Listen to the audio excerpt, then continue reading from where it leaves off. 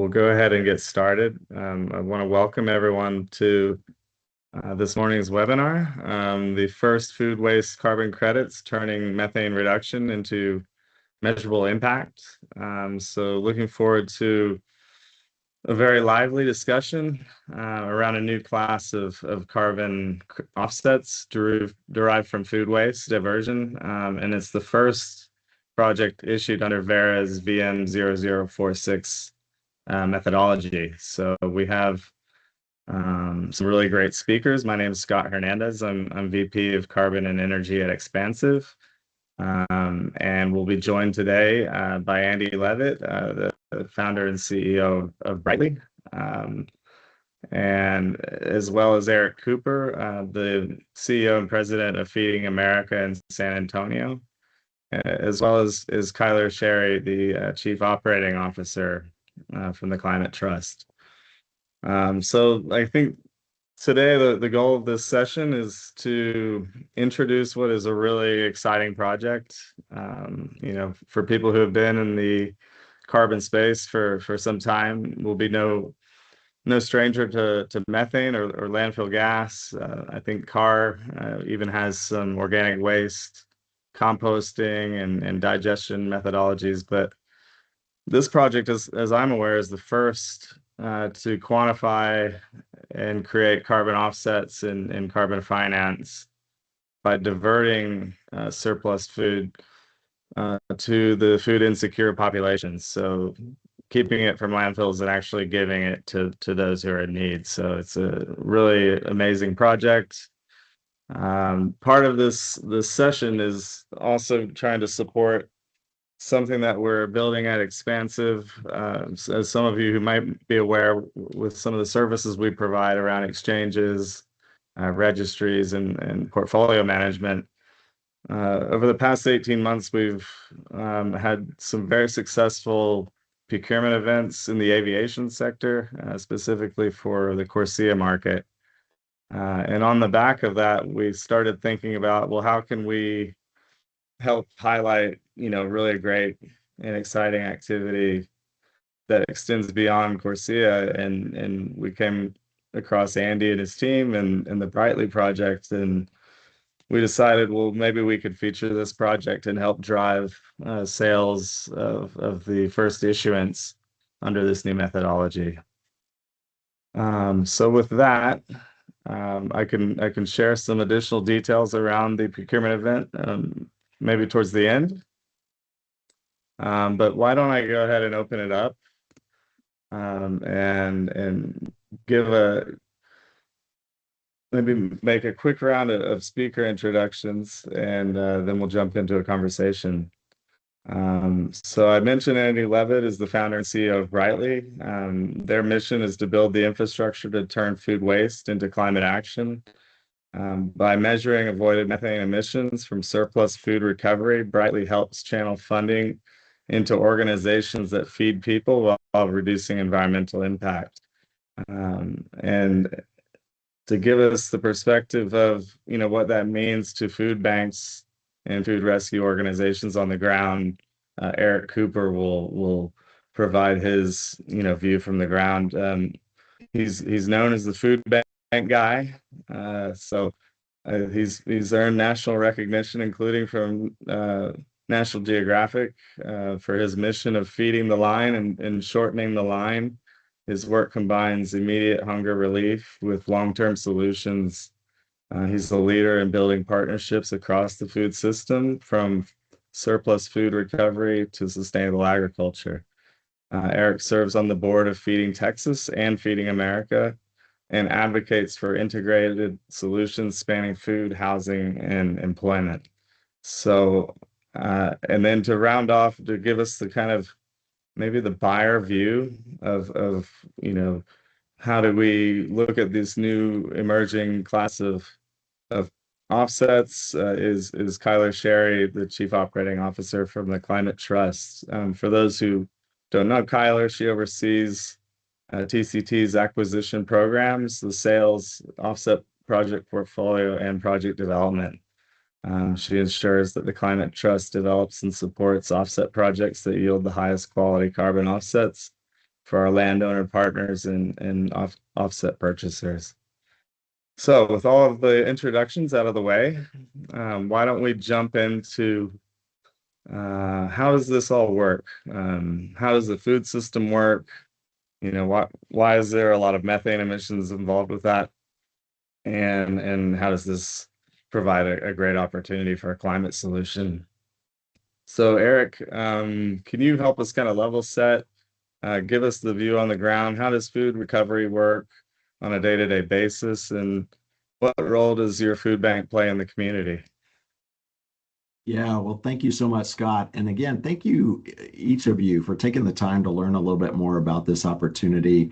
Um, when you think about food from field to fork, when it's grown from a farmer or a grower or a manufacturer's taken those ingredients and produced a product, or retailers displayed it for shoppers, or a restaurant, a chef's taken those ingredients and created a meal. The opportunity to have food reach its highest use and potential is when it's being consumed. And for over 50 million Americans, they struggle to put food on the table. And food banks across the United States are addressing food insecurity needs in your community. I represent one of the 200 food banks that make up Feeding America. I'm located here in San Antonio, and we are working to try to get food that is going to waste, prevent food from going into the landfill, and then get it to our neighbors in need. And when you think about how we do that, we're working with all of those industry partners, as I mentioned, farmers, growers, food manufacturers, retailers.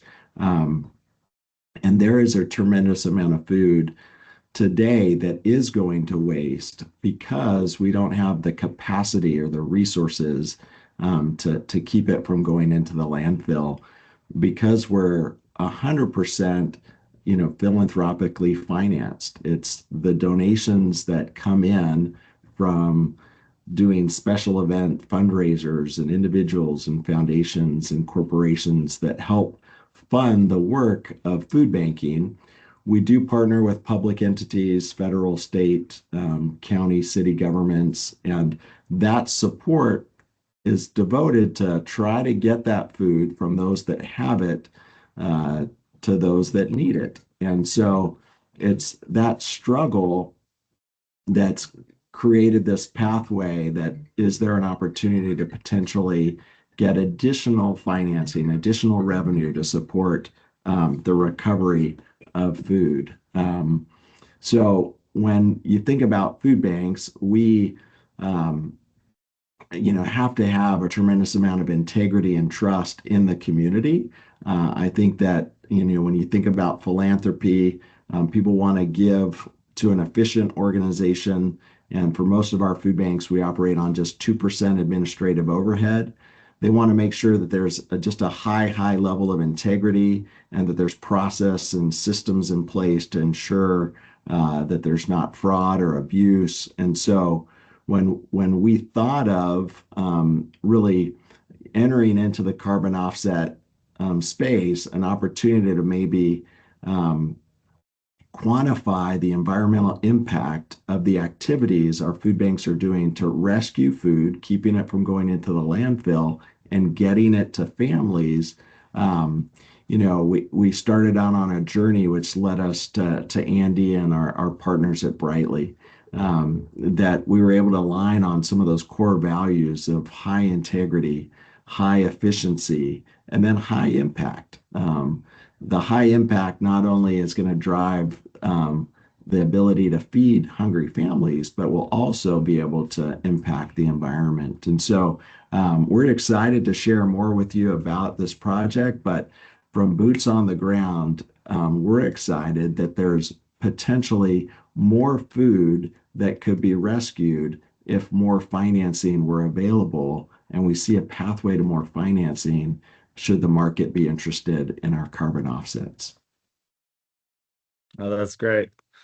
I Yeah, one of the things that really I think just drew me to this project was a little bit of the, I guess, in the market, integrity is a word that, every buyer is front and center, but also co-benefits. I think one of the questions that I have, and maybe Andy, you can hit on this, is about how do you track this? Like, how does MRV come to play? And maybe if you want to just jump in and explain a little bit about Brightly, how they fit into this system, and how does food recovery translate into climate impact?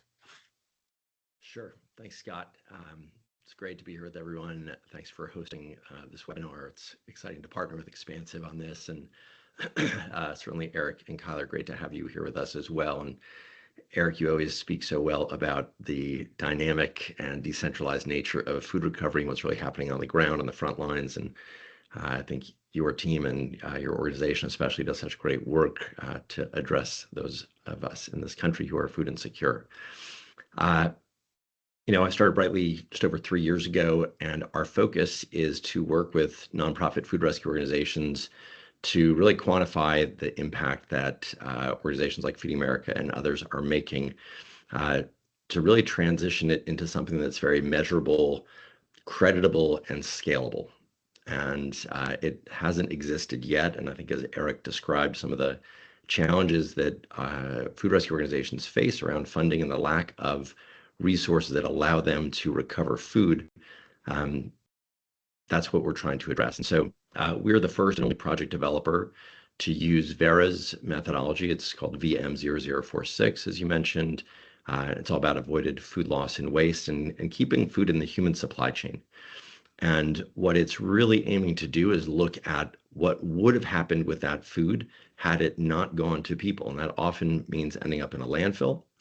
And what could happen if it is diverted and put to its best use case. And we measure that impact and the delta between that. And so where we're so excited about this work is, in addition to sort of feeding people, it's really addressing a climate issue of methane, given the reality that as food decomposes in a landfill, it's going to decompose, release methane gas, which is about 80 times more toxic than CO2 on a 20-year time horizon. So the near-term urgency of methane as a super pollutant is so critical as we collectively try to rein in the dynamics of climate change.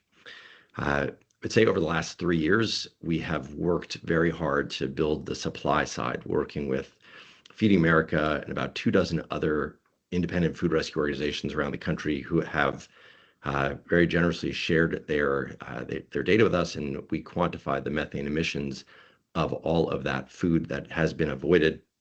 And what it's allowed us to do is build this very strong audit grade data set of more than 5 billion pounds of food that has been diverted and brought to people who are experiencing hunger.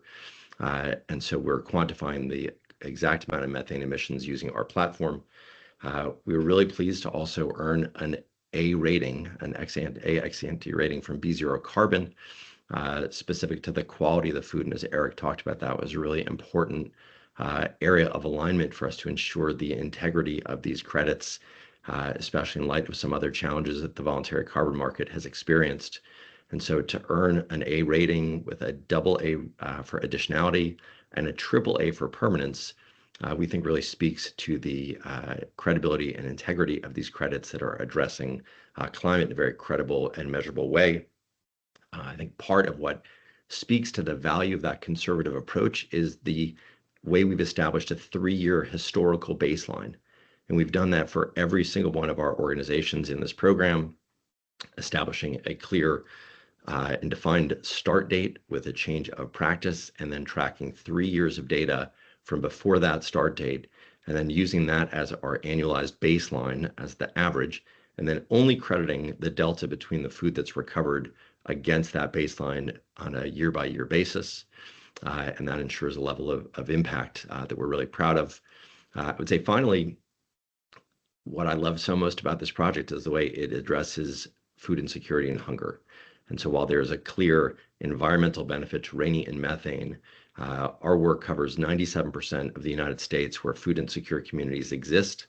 As Eric said, there's more than 50 million Americans today who don't know where their next meal is coming from. And we are trying to change that by focusing on US-based credits that are feeding people in the communities right here in our backyard. And that localized direct social impact, we think, is a real hallmark of these credits that we're excited about. So I'll leave it with that for the Yeah, moment. no, that's great. I think that really drives home, something that, I've always encountered with buyers is they want something that, has a positive impact in their local community. Kyler, for your perspective as, a buyer and working with companies looking to, mitigate their emissions, what makes this category and Brightly's work compelling, and what kind of conversations do you have with your clients? Yeah, thanks, Scott. I'll give a little bit of a higher context too of how I even came in contact with Brightly a few months ago now. I think it was about in the fall. So the nonprofit, the Climate Trust, we are a nonprofit and we were founded in 1997. And so we were founded under the Oregon CO2 standard, which is where utilities had to purchase offsets through a qualified organization. And that was the Climate Trust to go out and source offsets to offset their increase in emissions over the next 30 years from 1997. So because our program started so early on, there weren't really any offset projects in development at that time. So we were really in charge of finding new offset protocols to invest in to try and get them off the ground. And that's like where our ethos really started. And we do have a unique position where we are a carbon offset developer with a focus on nature-based solutions, and then a buyer and seller. So we are a buyer on behalf of many of the utilities under the Oregon CO2 standard, many municipalities and many Fortune 500 companies, where we are trusted to be a fiduciary to go out and vet and find high quality offsets. So we have a lot of conversations with our corporations and our utilities, and then that is how we connected with Brightly. So there are a few things that really stood out to us of why we were interested in Brightly's protocol and the work that Andy and Eric are doing. Number one was the location. So this protocol and their project exists all over the country.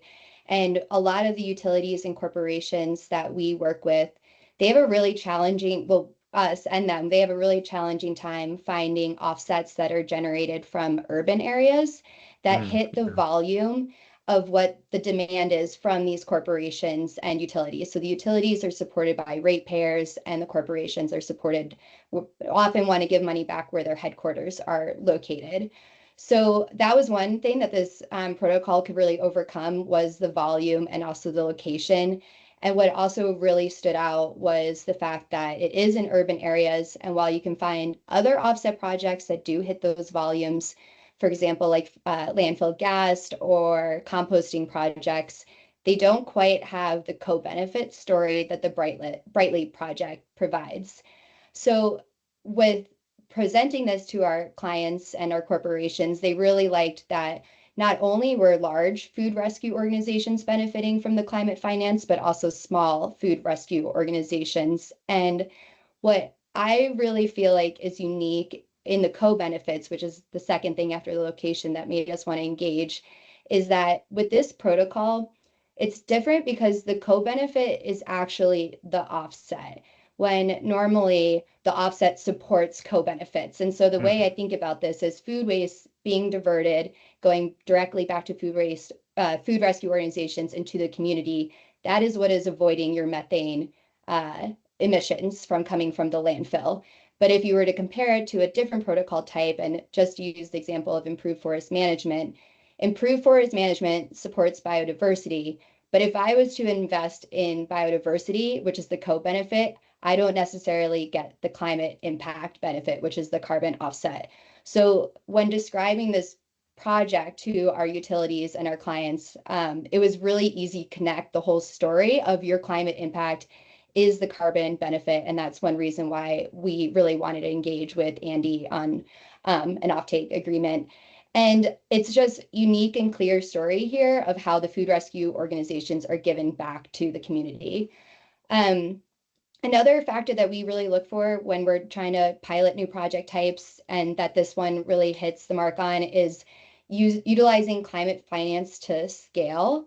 So this project is really easy to understand too, of how the dollars from our ratepayers are going back to the community, in that every dollar that goes back through Brightly to the food rescue organizations is therefore diverting more food waste and directly having a climate impact. And oftentimes it can be a little bit difficult to see how the carbon finance and climate finance really goes back to scaling the solution. And the solution here is diverting the food waste.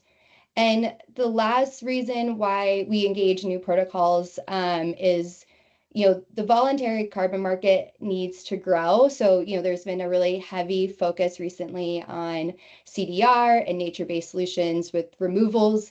But as we all know, we need nascent avoided projects to also get off the ground. And we just see that there is a real role for buyers and particularly intermediaries to help these new project types like Brightly's project access the market. So that's via helping to expand buyer knowledge and then including a new offset type in the portfolios that we offer out to buyers, so that they can see like, hey, this is a viable way to expand the scope of your portfolios and all the risks associated with those. Yeah, that's great. It's such a good point that these are always evolving, methodologies are always improving, new science is always getting better. I think sometimes, the narrative is that it's a case closed or something wasn't doing what it said. And, one of the great points of having this webinar is just to educate about new and emerging, projects and methodologies. So that really speaks to that point. So maybe I'll just come back to you, Eric. How do you think about the voluntary carbon market and supporting your mission? Kyler mentioned this kind of virtuous circle where the more money that the more resources you get, you can capture more food. It's more methane avoided, and so.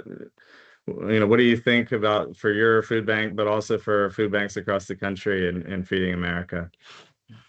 Well, I can't help but be incredibly excited, right? When you think about the potential and that it feeds a lot, right? When you think about the fact that when we can rescue food from wherever it comes from and keep that from going into the landfill, that environmental impact.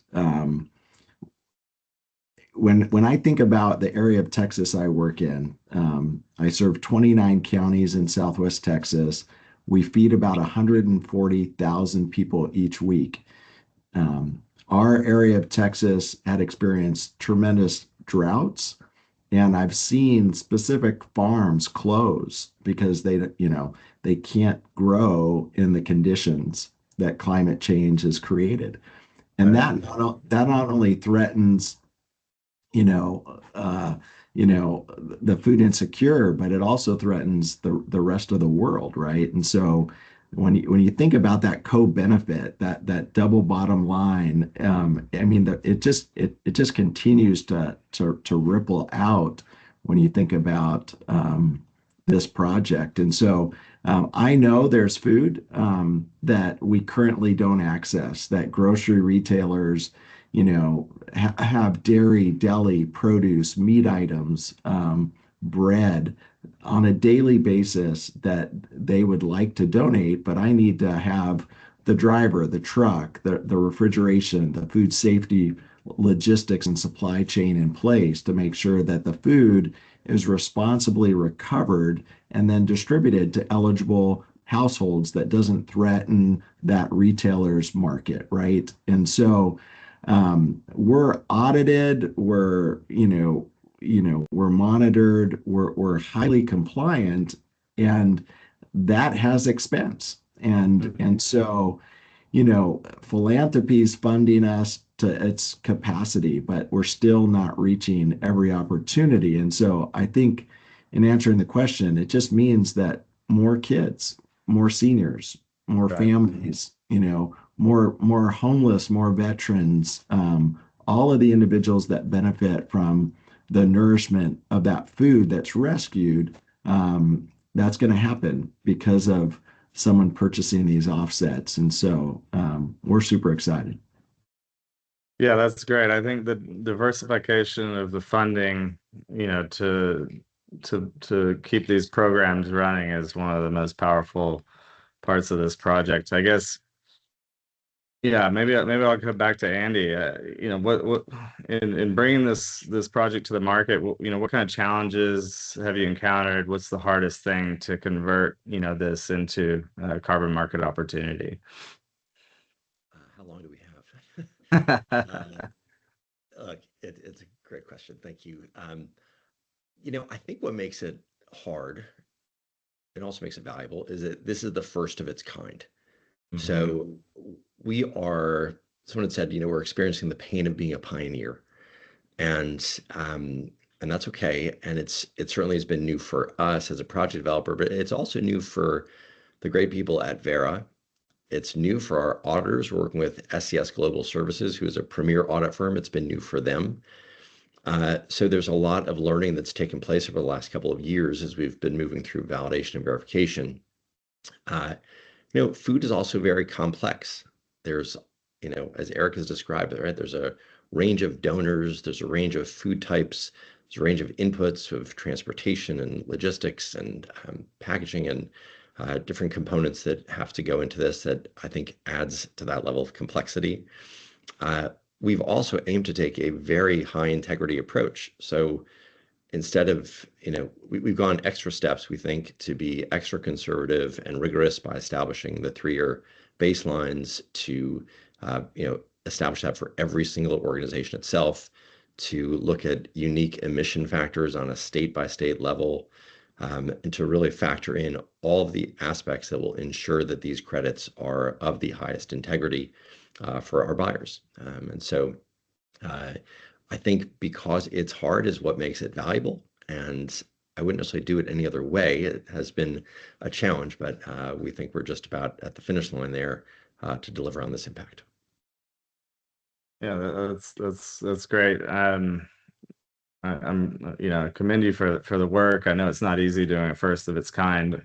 Kyler, when you're speaking with buyers, is there hesitance to support new methodologies, or what matters most? How do methane and these co-benefits factor in, and what are you hearing from the buyers? Yeah, good question. So it's really hard for buyers to be the first mover on a new project type. One, because before we even get down to the level of reviewing the co-benefits of a project or the source like methane or the location of it, buyers right now, I would say, are pretty overwhelmed in the voluntary carbon market. So a lot of the stuff that Andy just touched on is what are giving buyers the assurances that the project is of high quality. So what buyers really look for first before they get down to the ancillary benefits of a project, I would say, is the security and understanding that there is a clear story with the protocol that Brightly provides, that this project is above business as usual. And that's really simple, but I want to say that I do think that buyers right now are going back to the basics of purchasing. It's gotten really complicated and buyers have become overwhelmed. So what they're looking for now is projects in their portfolio that are methane avoidance, super pollutants, which a lot of us have heard a lot about in the past couple of months, but then also that projects are providing environmental justice, projects that are aggregated. So this project, in my mind, is an aggregated project, and then they kind of having one food rescue organization in one area and then another one in a different region of the country. They're all supporting each other by receiving carbon finance. So it helps de-risk the whole portfolio from having an under delivery of credits, which buyers are really concerned about often. And then also with this protocol type and Andy's project is the fact that the technology is easy to understand of how the emission reductions are quantified. So that also has given buyers a lot of assurances that they know that there is a real climate impact. And they don't have to be concerned with evaluating really a new project type and a new way of how the technology works. It's not complicated, like remote sensing that you need to translate. So it's going back to the basics with this one that I think that they really resonate with. And then the other thing with going back to the basics, and I touched on this one before, was using climate and carbon finance to scale solutions.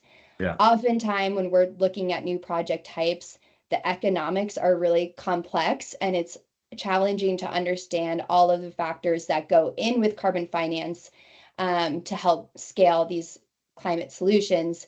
But here, it's not that complex for buyers to not understand how their offset purchase is directly supporting these programs growing. So going back to the basics for buyers is definitely something that they're very concerned about. And then as us, as a fiduciary, so we have to manage the risks that our buyers are engaging in when they're committing to purchase offsets from a project.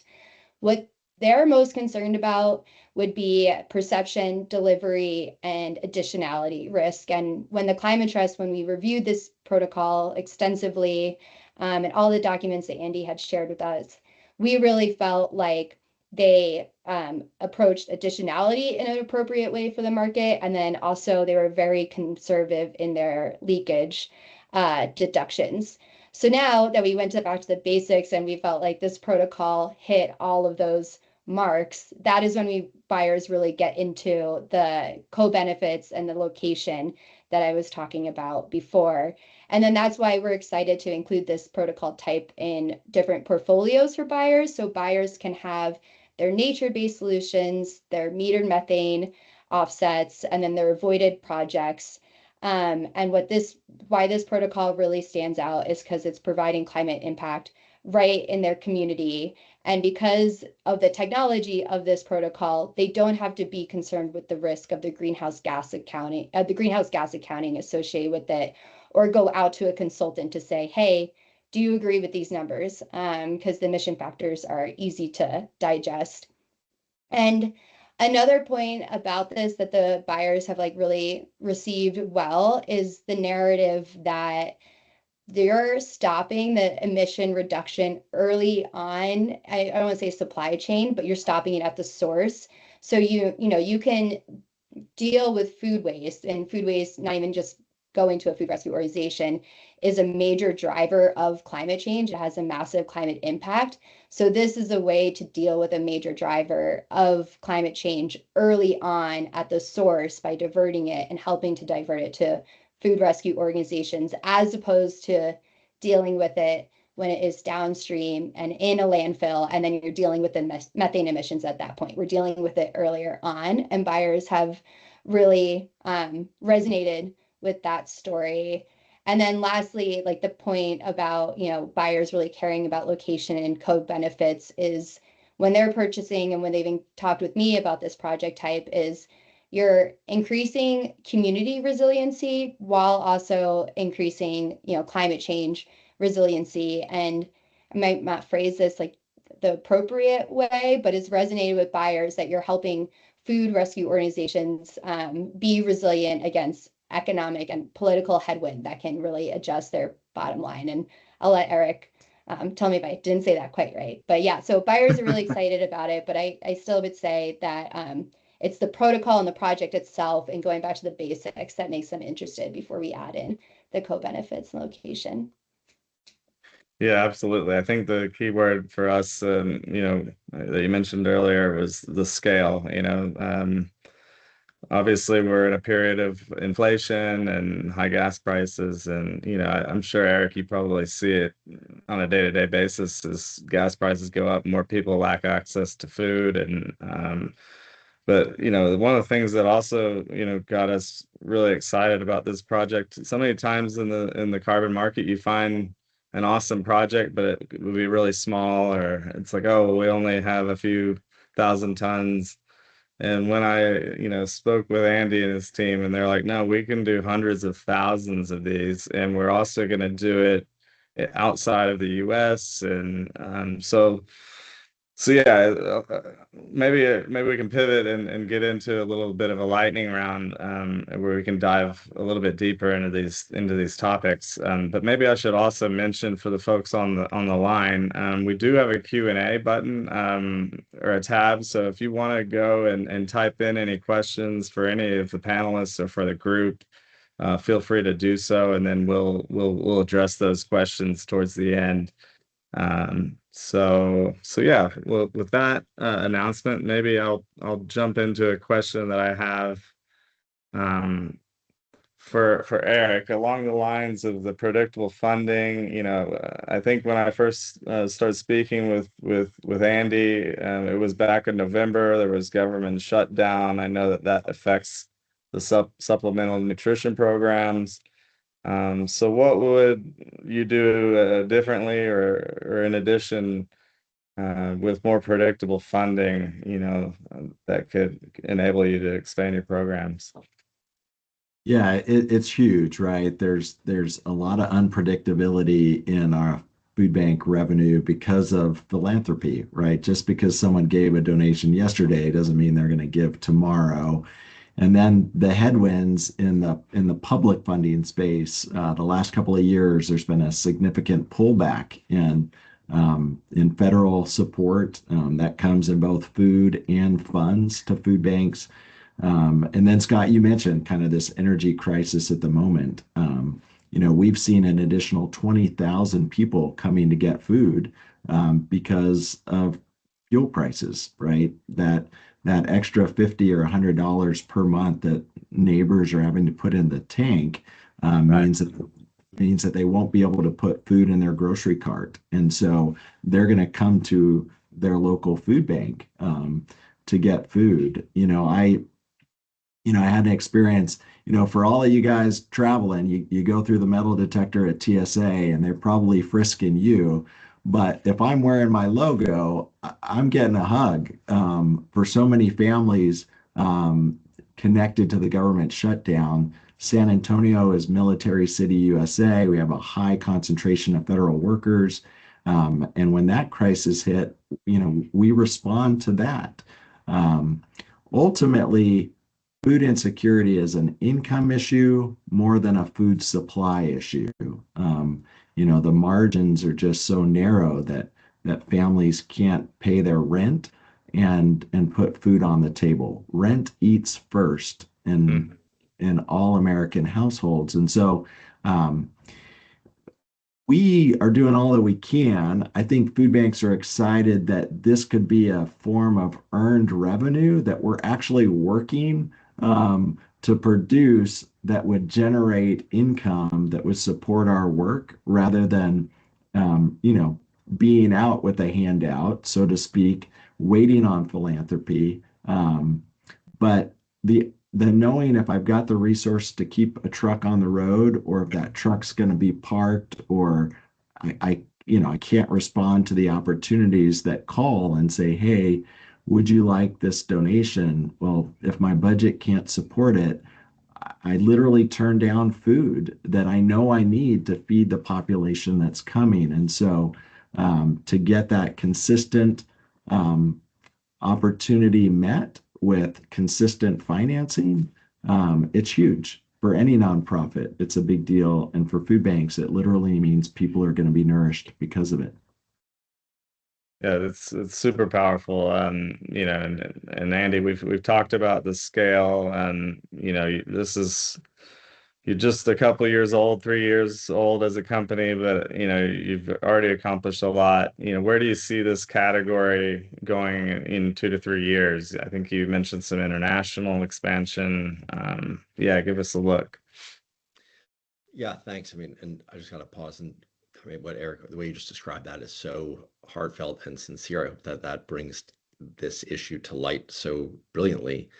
The whole goal from when I started the company was to help food rescue organizations generate sustainable revenue that allows them to recover more food, feed more people, and keep more methane gas out of the atmosphere. So if we can start making that happen with effectively a flywheel approach, where in a post-issuance era, as Verra issues these credits to us, we believe in the very near term, we can continue to execute on this year after year after year with our great partners here in the United States, and then begin our scale globally, as this is very much a global issue. We have started working with a wonderful group in Israel called Leket. It's the largest food rescue organization in Israel, and we believe that we have a great opportunity to bring this exact approach to establish a real core standard over the next several years of how food waste across the globe is treated in a very consistent, accurate, scalable manner. As we do that and continue to generate revenue on behalf of our food rescue partners, that again helps them feed people and minimize food insecurity and address climate change, and hopefully continues to give the corporations who want to participate in purchasing these credits a great story to tell that underscores both their commitment to the environment as well as their commitment to addressing food insecurity, since the majority of the revenue from those credits is returned to these food rescue organizations. So it should lead to a very virtuous cycle. And I'm just grateful for the partners that we're working with, and excited for where this is going to go over the next few years. Yeah, Hey, fantastic. Scott. Hey, Oh, yeah, Scott. Yeah, just a quick add to that. There's 200 food banks across the United States, roughly 20 in Texas. We make up Feeding Texas, and then the 200 make up Feeding America. But a shout out to the Global Food Banking Network. When we started to develop this project, we really wanted to have global standards to again double down on integrity and to make sure that we're all kind of working in cooperation. You think about international hunger relief organizations, those food rescue entities, some countries don't have philanthropy. So they don't have the resources, but they have the food waste and they have the need. And so the exciting potential for this project to have international impacts is huge. And it's something that I think we're all really excited about.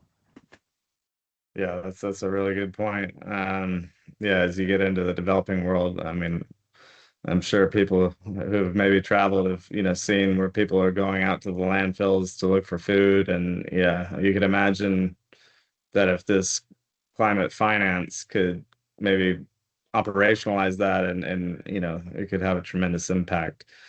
Kyler, maybe just jump back to you. Obviously, this project has it's great social story, great, rating, good MRV and data collection.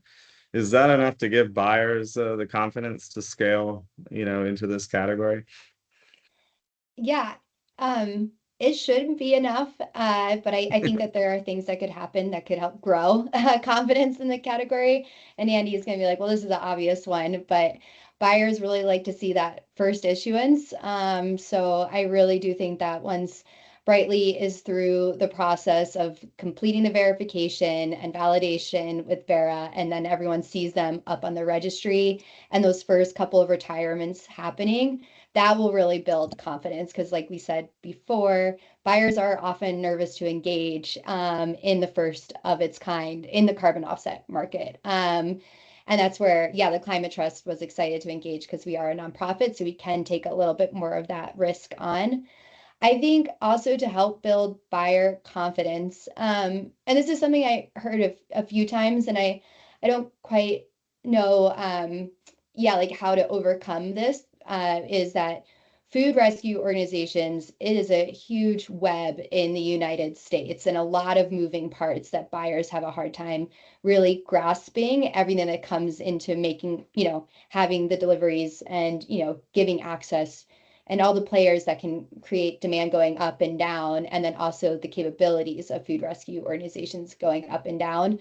So I think it can sometimes feel, because it's such a great web, hard to understand how effective is it to, and are food rescue organizations able to increase food waste diversion? Like, how do you actually increase their capacity and their ability to do that? And how can carbon finance dollars actually support that? So does it go back to the food rescue organizations hiring more staff, or is it that they can focus on other areas where they're lacking capacity. So really being able to see how the carbon finance fits into this complex web of food rescue organizations, I think that narrative, as that gets out there to buyers, will really help build confidence.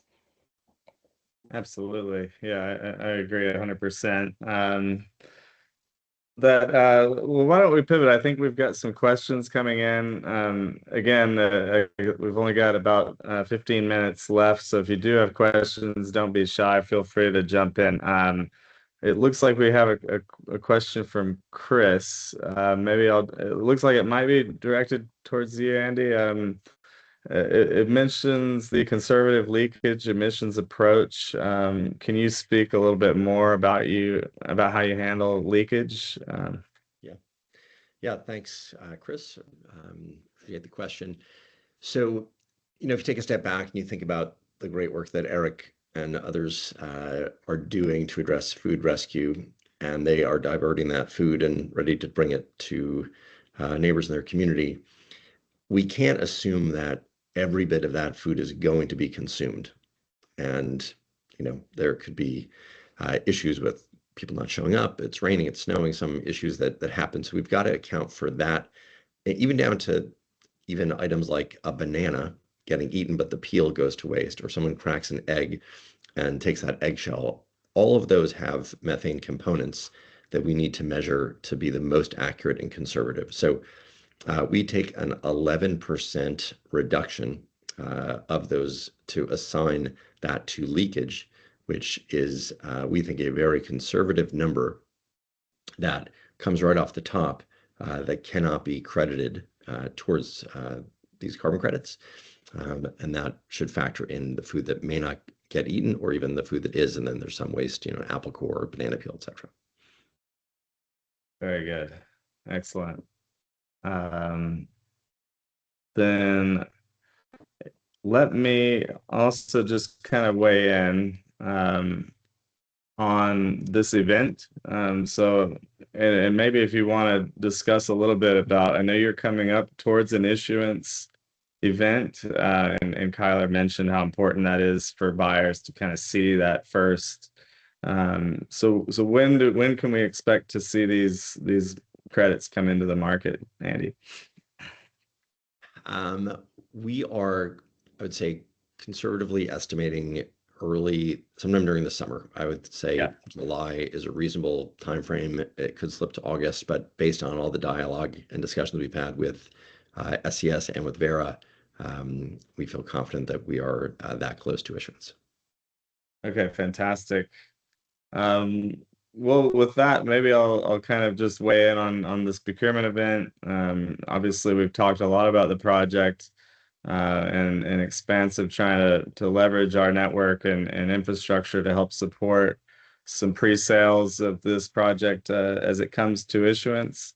So following the event, we'll send out a note to folks. We'll also have a recording of the webinar available online. And if you do have interest in purchasing some or expressing any interest, do let us know. And we think this is just a great opportunity for people to engage in a really great new project type. So unless there's any more questions coming in, I think I will leave it there. Or if any of the panelists have any additional comments, happy to have any last thoughts. Otherwise, we'll end a few minutes early. I'll just say thanks, Scott. So nice to be with you and the Xpansiv team. Incredible gratitude to Eric and Kyler for your positive comments and support and partnership, and to all the organizations who work with us to help move this forward. We are really excited about the impact that we can make, and it takes a team. So thank you. All right. Just a quick build is just that, again, thank you for your interest. We don't take food for granted at all, and it's the community that supports us to be able to fulfill this mission of fighting hunger and feeding hope. We do it in a holistic way. To learn a little bit more, you can go to our website, safoodbank.org, or to find your local food bank, feedingamerica.org. The pressures of trying to help a family in need whether finding a job or connecting them to federal safety net benefits like SNAP, are the pressures that food banks have and are helping to feed families. The pressure of then having enough financing to keep a truck on the road is another pressure. And by purchasing these offsets, you'd be alleviating the pressure and ensuring the activity occurs where maybe a different pathway or supporting the family might be taken. And so, it's just an incredible project that I hope today's webinar brought some interest and that the dialogue continues. And we look forward to being a partner with you and your customers. Perfect. Well, that's, I think, a wonderful note to finish. So thanks to the panelists, and thanks for the audience and everyone that tuned in to take a little time to learn about this great initiative. So with that, I'll sign off, and everyone have a nice day. Thank you very much. Thank you, Cheers. everyone.